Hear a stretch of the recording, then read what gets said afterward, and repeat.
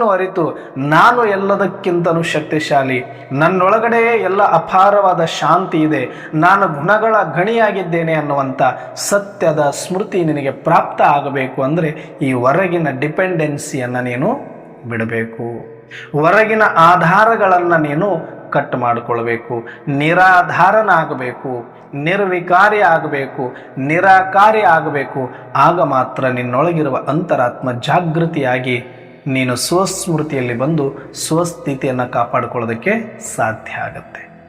ಯಾರು ಈ ಸ್ವಸ್ಥಿತಿಯಲ್ಲಿ ಇರುತ್ತಾರೆಯೋ ಅವರಿಗೆ ಯಾವುದೇ ಪರಿಸ್ಥಿತಿಗಳು ಕೂಡ ಏನೂ ಮಾಡಲಿಕ್ಕೆ ಸಾಧ್ಯ ಆಗೋದಿಲ್ಲ ಅಂತ ಹೇಳ್ತಾರೆ. ಅದಕ್ಕೆ ನಾವು ಸ್ವಸ್ಥಿತಿಯನ್ನು ಸದಾಕಾಲ ಅದೇ ಸ್ಮೃತಿ ಒಳಗಡೆ ಇರಬೇಕು. ಅಂದರೆ ಮುಂದೆ ಇನ್ನೊಂದು ಮಾತು ಹೇಳ್ತಾರೆ ಬಾಬಾ, ಸ್ವಸ್ಥಿತಿಯ ಮುಖಾಂತರ ಪರಿಸ್ಥಿತಿಯನ್ನು ಎದುರಿಸುವಂತಹ ಅವ್ಯಕ್ತ ಸ್ಥಿತಿಯ ಅಭ್ಯಾಸಿ ಭವ ಅಂತ ಹೇಳಿದ್ದಾರೆ. ಸ್ವಸ್ಥಿತಿ ನಮಗೆ ಸದಾಕಾಲ ಪ್ರಾಪ್ತಿ ಆಗಬೇಕು ಅಂತಂದರೆ ಅವ್ಯಕ್ತ ಸ್ಥಿತಿಯ ಅಭ್ಯಾಸವನ್ನು ಮಾಡಬೇಕು. ಏನಂಗಂದ್ರೆ ಅವ್ಯಕ್ತ ಸ್ಥಿತಿ ಅಂದರೆ ವ್ಯಕ್ತದಿಂದ ವಿಮುಕ್ತನಾಗಿ ಅವ್ಯಕ್ತದಲ್ಲಿ ವಾಸಿಸುವುದು.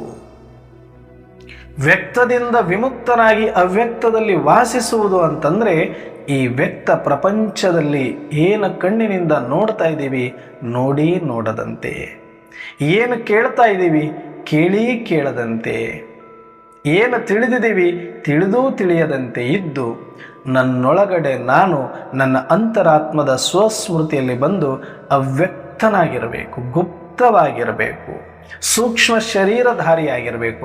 ಜಗತ್ತಿನ ಕಣ್ಣಿಗೆ ಕಂಡಂತೆ ಇದ್ದರೂ ಒಳಗಡೆ ಕಾಣದಂತೆ ಗುಪ್ತವಾಗಿ ಅವ್ಯಕ್ತ ಅನುಭೂತಿಯನ್ನು ಮಾಡುವಂಥ ಅಭ್ಯಾಸವನ್ನು ಮಾಡಿಕೊಳ್ಳಿ.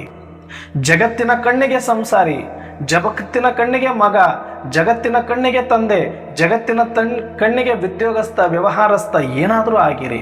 ಆದರೆ ಒಳಗಡೆ ನೀವು ತಿಳ್ಕೊಂಡಿರಿ ನಾನೊಂದು ಚೈತನ್ಯ ಜ್ಯೋತಿ, ನಾನೊಂದು ದಿವ್ಯ ಆತ್ಮ, ನಾನೊಂದು ದಿವ್ಯ ಜ್ಯೋತಿ, ನಾನೊಂದು ಪರಮಾತ್ಮನ ಸಂತಾನ, ನಾನೊಂದು ಸರ್ವಶಕ್ತಿವಂತ, ನಾನು ಶಾಂತಿಯ ಸಾಗರನ ಮಗು ಅನ್ನುವಂತಹ ಈ ಅವ್ಯಕ್ತ ಅನುಭೂತಿಯ ಅಭ್ಯಾಸವನ್ನು ಆಳವಾಗಿ ನೀವು ಯಾವಾಗ ಮಾಡ್ತಾ ಹೋಗ್ತೀರೆಯೋ ಆಗ ಇದು ನಿರಂತರವಾಗಿ ವ್ಯಕ್ತದಲ್ಲಿ ಇರುವುದನ್ನು ಕಡಿಮೆ ಮಾಡಿ ಬಹಿರ್ಮುಖದಿಂದ ನಿಮ್ಮನ್ನು ಅಂತರ್ಮುಖದ ಕಡೆಗೆ ಕರೆದುಕೊಂಡು ಬರುತ್ತೆ. ಯಾರು ಬೆಳಗ್ಗೆ ಎದ್ದಾಗಿನಿಂದ ರಾತ್ರಿ ಮಲಗುವ ತನಕ ಎಷ್ಟೇ ಅನಿವಾರ್ಯ ಕಾರಣಗಳಿಗೆ ಹೊರಗಡೆ ಏನೇ ಕಾರ್ಯವ್ಯವಹಾರಗಳಲ್ಲಿ ಇದ್ದರೂ ಕೂಡ ಒಳಗಡೆ ಮತ್ತೆ ಮತ್ತೆ ಇದನ್ನು ಎಚ್ಚರ ಮಾಡಿಕೊಳ್ಬೇಕು, ನಾನು ವ್ಯಕ್ತನಲ್ಲ, ನಾನು ಅವ್ಯಕ್ತ. ಜಗತ್ತಿನ ಈ ಕಣ್ಣಿಗೆ ಏನೆಲ್ಲ ನಾನು ಕಾಣಿಸ್ತಾ ಇದ್ದೀನಿ ಅದು ಯಾವುದು ನಾನಲ್ಲ, ಯಾವುದೂ ನನ್ನದಲ್ಲ. ಜಗತ್ತಿನ ಕಣ್ಣಿಗೆ ಕಾಣದೇ ಇರುವಂಥ ಅನರ್ಘ್ಯ ರತ್ನ ನಾನು ಒಳಗಡೆ ಇರತಕ್ಕಂಥ ಸ್ವಶಕ್ತಿ, ಆತ್ಮಶಕ್ತಿ, ದಿವ್ಯ ಶಕ್ತಿ ನಾನು ಅನ್ನುವಂಥ ಮತ್ತೆ ಮತ್ತೆ ಸ್ಮೃತಿಯನ್ನು ಮಾಡಿಕೊಂಡು ನನ್ನ ಮನಸ್ಸು ಬುದ್ಧಿಗಳನ್ನು ಮತ್ತೆ ಜಾಗೃತಗೊಳಿಸಿ ಸ್ವಸ್ಮೃತಿಯಲ್ಲೇ ಇರುವಂತೆ ನಾವು ಅಭ್ಯಾಸ ಮಾಡುವುದನ್ನೇ ಅವ್ಯಕ್ತ ಸ್ಥಿತಿಯ ಅಭ್ಯಾಸಿಗಳಾಗಿ ಅಂತ ಹೇಳಿದ್ದಾರೆ. ಯಾರು ಇದನ್ನು ಎದ್ದಾಗಿನಿಂದ ರಾತ್ರಿ ತನಕ ನನ್ನ ಅಂತರಾತ್ಮದ ಕಡೆಗೆ ಗಮನವನ್ನು ಕೊಟ್ಟು ಬಹಿರಂಗದ ವ್ಯವಹಾರದಲ್ಲಿ ಇದ್ದೂ ಇಲ್ಲದಂತೆ ಹೇಗೆಲ್ಲ ಶರಣರು ಸಂತರು ಬಾಳಿ ಬದುಕಿ ಹೋಗಿದಾರೋ ಅದೇ ಥರ ನನ್ನ ಜೀವನವನ್ನು ಕೂಡ ಜಗತ್ತಿನ ಕಣ್ಣಿಗೆ ನಾನು ಹೊರಗಿನ ರೂಪದಲ್ಲಿದ್ದರೂ ಕೂಡ ಒಳಗೆ ನಾನು ಅವ್ಯಕ್ತನಾಗಿ ಇರಬೇಕು.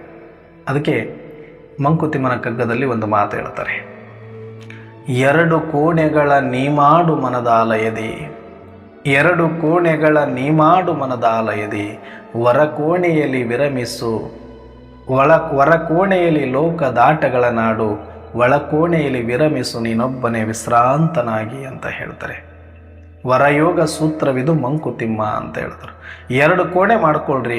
ಮನೆಯೊಳಗೆ ಹೆಂಗ 4-6 ಕೋಣೆಗಳನ್ನು ಮಾಡಿಕೊಂಡು ಅಡಿಗೆಗೆ ಒಂದು ಸಪ್ರೇಟು, ಮಲಗೋದಕ್ಕೆ ಒಂದು ಸಪ್ರೇಟು, ಕೂತ್ಕೊಳ್ಳೋದಕ್ಕೆ ಒಂದು ಸಪ್ರೇಟ್ ಮಾಡಿರ್ತೀರಿ. ಹಾಗೆ ನಿಮ್ಮ ಅಂತರಂಗದೊಳಗಡೆ 2 ಕೋಣೆಯನ್ನು ಮಾಡಿಕೊಳ್ಳಿ. ಹೊರಗಿನ ಕೋಣೆಯೊಳಗಡೆ ಲೋಕದಾಟವನ್ನು ಹಾಡಿ, ಹೊರಗಡೆ ಯಾರು ಬಂದವ್ರ ಜೊತೆಗೆ ಚಂದ ಮಾತಾಡಿ, ಗುರುಗಳಾಗಿ, ತಂದೆಯಾಗಿ, ಮಕ್ಕಳಾಗಿ, ಹೆಂಡತಿಯಾಗಿ, ಪತಿಯಾಗಿ, ಅಣ್ಣನಾಗಿ, ತಮ್ಮನಾಗಿ, ಉದ್ಯೋಗಸ್ಥ, ವ್ಯಾಪಾರಸ್ಥ, ಧನಿಕ ಏನಾದರೂ ಆಗಿ ಹೊರಗಡೆ ಅಲ್ಲಿ ಲೋಕದಾಟ, ಲೋಕದ ಚೇಷ್ಟೆಗೆ ನೀವು ಹೊರಗಿನ ಕೋಣೆಯಲ್ಲಿ ಇರಿ. ಆದರೆ ಇಡೀ ದಿನ 24 ಗಂಟೆಯಲ್ಲಿ ಬಹುತೇಕ ಸಮಯವನ್ನು ಒಳಗಿನ ಕೋಣೆಯಲ್ಲಿ ವಿರಮಿಸು ನೀನೊಬ್ಬನೇ ಪ್ರಶಾಂತನಾಗಿ. ವರಯೋಗ ಸೂತ್ರ ಇದು. ಯೋಗ ಮಾಡಬೇಕು ಅಂತ ನಾನೆಲ್ಲೋ ಕಾಡಲ್ಲಿ ಹೋಗಿ ಕೂತ್ಕೊಳ್ಬೇಕು, ಯೋಗ ಮಾಡಬೇಕು ಅಂತ ನಾನೆಲ್ಲೋ ಹಿಮಾಲಯದ ಮೇಲೆ ಹೋಗಿ ಕೂತ್ಕೊಳ್ಬೇಕು, ಯೋಗ ಮಾಡಬೇಕು ಅಂತ ನಾನೆಲ್ಲೋ ಹೋಗಿ ಬೇರೆ ಕಡೆ ಕೂತ್ಕೊಂಡ್ರೆ ಆಗತ್ತೆ, ಹಂಗೇನಿಲ್ಲ. ನಿನ್ನ ಅಂತರಂಗದ ಒಳಗಡೆ ಇನ್ನೊಂದು ಕೋಣೆಯನ್ನು ಮಾಡಿಕೊಂಡು ಅಲ್ಲಿ ವಾಸ ಮಾಡಿದರೆ ನೀನು ಯೋಗಿ, ಅಲ್ಲಿರಬೇಕು ನೀನು ಅಂತ ಹೇಳ್ತಾರೆ. ಅದಕ್ಕೆ ಹೇಳ್ತಾರೆ, ಹೊರಗಿನ ಕಣ್ಣಿಗೆ ಕಾಣಿಸ್ತಾರೆ ಯೋಗಿಗಳ ಥರ, ಆದರೆ ಯೋಗಿಗಳೇ ಆಗಿರಬೇಕು ಅಂತಿಲ್ಲ. ಹೊರಗಡೆ ಯೋಗಿಯ ವೇಷ ಹಾಕಬೇಕು ಅಂತ ಏನಿಲ್ಲ, ಒಳಗಡೆ ಯೋಗ ಇರಬೇಕು ಅಂತ ಹೇಳ್ತಾರೆ. ಅದಕ್ಕೆ ಕಬೀರದಾಸರು ಹೇಳ್ತಾರೆ, ಯೋಗಿಯ ವೇಷವ ಹಾಕುವರೆಲ್ಲ ಮನವು ಮಾತ್ರ ಅಂತಿಲ್ಲ, ಯೋಗ ನಿಯಮಗಳ ಪಾಲಿಸೆ ಮನವು ಯೋಗಿಯಹುದಲ್ಲ ಕಬೀರ, ಮನವು ಯೋಗಿಯಹುದಲ್ಲ. ಅಂದರೆ ಜಗತ್ತಿನ ಕಣ್ಣಿಗೆ ಯೋಗಿಗಳ ಥರ ಕಾಣಿಸ್ಕೊಂಡ್ರೇ ನಾನು ಯೋಗಿ ಅಂತ ಅಲ್ಲ. ಹೊರಗಡೆ ಕಣ್ಣಿಗೆ ಸಾಮಾನ್ಯವಾಗಿರಿ, ಹೊರಗಿನ ಕಣ್ಣಿಗೆ ಪೂರ್ತಿ ಸರಳವಾಗಿರಿ, ಆದರೆ ಒಳಗಡೆ ಯೋಗ ಇರಬೇಕು. ಮನಸ್ಸು ಸದಾ ಯೋಗದಲ್ಲಿ ಸ್ವಸ್ಮೃತಿಯಲ್ಲಿ ಮಗ್ನ ಆಗಿರಬೇಕು, ಆ ಪರಮಾತ್ಮ ಸ್ಮೃತಿಯಲ್ಲಿ ಮಗ್ನ ಆಗಿರಬೇಕು. ಆತನ ಮನಸ್ಸು ಆತನದಾಗಿರೋದಿಲ್ಲ ಅಂತ. ಅದಕ್ಕೆ ಯೋಗ ನಿಯಮಗಳನ್ನು ಇದನ್ನು ಪಾಲಿಸಿದರೆ ಮನವು ಯೋಗಿಯಹುದಲ್ಲ. ನನ್ನ ಮನಸ್ಸನ್ನು ನಾನು ಬಳಸ್ಕೊಳ್ಳೋಕೆ ಸಾಧ್ಯನೇ ಇಲ್ಲ. ನನ್ನ ಮನಸ್ಸನ್ನು ಪರಮಾತ್ಮನಿಗೆ ಕೊಟ್ಟು ಬಿಟ್ಟಿದ್ದೀನಿ.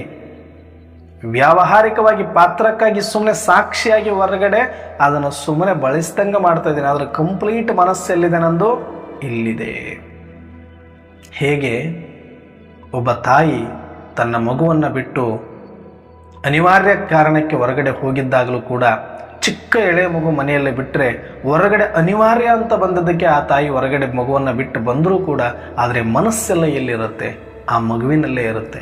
ಆದರೆ ಹೊರಗಡೆ ಅನಿವಾರ್ಯ ಕಾರಣಕ್ಕೆ ಶರೀರ ಹೋಗಿದೆ, ಅನಿವಾರ್ಯ ಕಾರಣಕ್ಕೆ ಕರ್ಮ ನಡೀತಾ ಇದೆ, ಆದರೆ ಆಕೆಯ ಮನಸ್ಸೆಲ್ಲ ಸಂಪೂರ್ಣವಾಗಿ ಆ ಮಗುವಿನ ಕಡೆಗೆ 24 ಗಂಟೆನೂ ಕೂಡ 24x7 ಪ್ರತಿ ಕ್ಷಣನೂ ಆ ಮಗುವಿನಲ್ಲಿ ನೆಟ್ಟಿರುವಂತೆ ಮನಸ್ಸು ಆಕೆಯದಲ್ಲ. ಸುಮ್ಮನೆ ಇದ್ದಾಳಂದ್ರೆ ಇದ್ದಾಳೆ, ಮನಸ್ಸೆಲ್ಲ ಎಲ್ಲಿದೆ ಮಗುವಿನ ಮೇಲೆ ಇರುತ್ತೆ. ಹೇಗೋ ಹಾಗೆ ಒಬ್ಬ ಯೋಗಿ ಆದವ, ಒಬ್ಬ ಸಾಧಕ ಆದವನಿಗೆ ಆತನ ಮನಸ್ಸು ಸದಾಕಾಲ ಅಂತರಾತ್ಮದ ಸ್ಮೃತಿಯಲ್ಲಿದ್ದು ಆ ಪರಮಾತ್ಮನ ನೆನಪಿನಲ್ಲಿ ನಿಮಗ್ನ ಮಾಡಿರ್ತಾನೆ. ಹೊರಗಿನ ಕಣ್ಣಿಗೆ ಸುಮ್ಮನೆ ಇದೀವಿ ಅಂದರೆ ಇರ್ತೀವಿ. ಈ ಥರ ಯಾರು ನಾವು ಜೀವನವನ್ನು ಅಭ್ಯಾಸ ಮಾಡಿಕೊಳ್ತೇವೆ, ಅದಕ್ಕೆ ಹೇಳ್ತಾರೆ ಅವ್ಯಕ್ತ ಸ್ಥಿತಿಯ ಅಭ್ಯಾಸ.